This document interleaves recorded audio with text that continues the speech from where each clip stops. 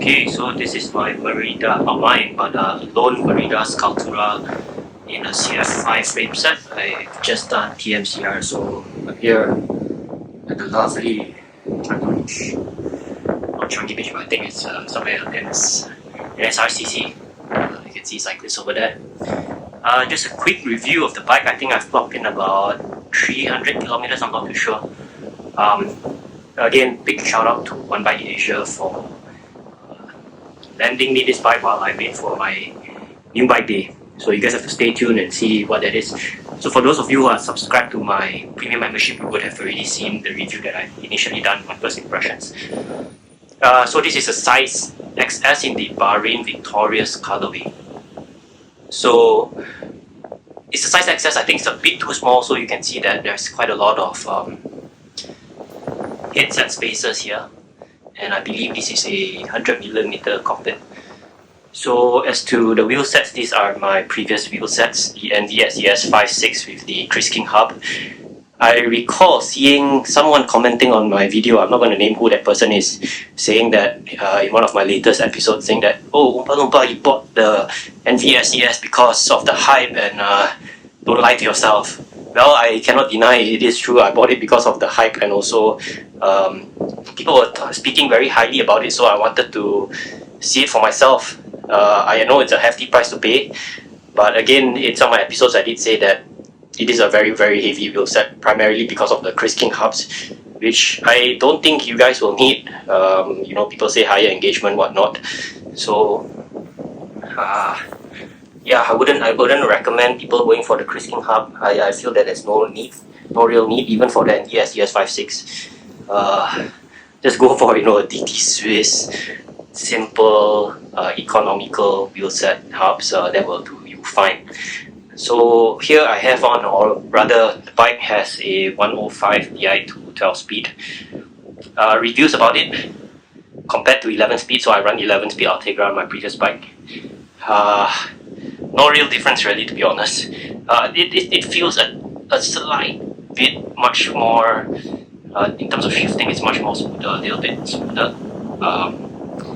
And I think this crank length is a bit longer. It's either 170 or 172.5. I think it's a 170. I run 165 on my my previous bike.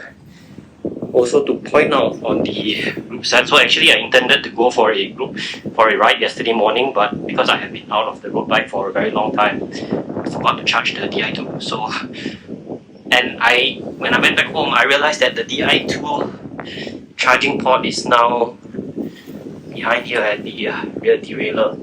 So there is a cap here. Oh, I think he moved. It's a cap here where you charge the Di2. And I didn't have that, so again, thank you OneBike Asia for lending me the cable to charge the Groupset. The other thing to point out is that the hoods here now don't come with. There's no shifters on the hoods for the 105. I think the Ultegra and Dura-Ace have shifters up here, which you can program it. So that's on the Groupset. Before I wrap up on the frame, so cockpit. I think this is a Gida Elementi. I'm not too sure what handlebar this is, or it could be a Shimano one, or even FSA, since the cockpit is FSA. Nothing too much, but review on the frame. I think we've done a couple of some hills here in Singapore, Faber and Sentosa, not really hills, but a bit of climb. Compared to my my old Aero Venge, obviously it climbs much better. It is a beefed up bike with the wheels, which has helped me tremendously over here in TMCR. So when I did, I clocked about, I think I did about 50Ks today. Let's see. Yeah, about 50Ks by the time I'm home, 60. I've done a couple of TMCR rides already on this. And obviously on climbs it's much more nimble, faster accelerations there, but top speed, I still feel that an aero bike cruises much better. But again, with the wheels, it has helped me a lot. And people often talk about stiffness of frames. I'm not a pro, I don't push out so much watt, so I really can't comment about that. You blindfold me and then ask me the same question. If you put me on two different bikes, I really can't tell. It doesn't feel soft, if that's what you guys are asking. That's all I can say about it. And I think for a bike like this, it's pretty good. You know, my first mountain bike was actually a Merida. I think it's a very reputable brand, no creaking whatsoever. Again, maybe because it was set up properly. Overall, I think it's a pretty impressive bike. So again, thank you to OneBike Asia for loaning me this bike while I wait for my new bike. Just want to talk about the saddle. This is a Saddle Italia SLR Boost. Previously, I was running a Specialized Power, and what I found after riding that saddle for almost 2 to 3 years, the rear is very, very wide. It's a short nose saddle, which kind of chafes my inner thighs, and I realized in my bibs it was a bit scathing there. So I spoke to Gary, who is the bike fitter, over the weekend. I was like, hey, you know, I'm having this issue. How can I resolve it? And he was like telling me, you know, the Specialized Power, the rear back is very wide, and you know that's why you're chafing, especially over here. So he said, why don't you try this SLR Boost by Saddle Italia? I'm not sure if it's a long or a short nose. It looks kind of like a long or in the middle. He said it doesn't flare out as much over here, so you don't really chafe, which is true. Now my thighs doesn't chafe anymore. So I went to Carousel. I bought a second-hand. This is a second-hand saddle for $60. Yeah, so I didn't want to spend so much on a new saddle, carbon rails, because don't know whether it'll fit me. So this one looks fine, and I don't think I'll be changing it. I'm just gonna give it a bit more saddle time. What else? Oh, okay, I just want to point out again what I don't like about this kind of system here when you adjust your saddle, because I had to adjust my fore and aft position quite a lot. I don't like how the bolts are mounted. Why isn't my camera focusing? It's my finger.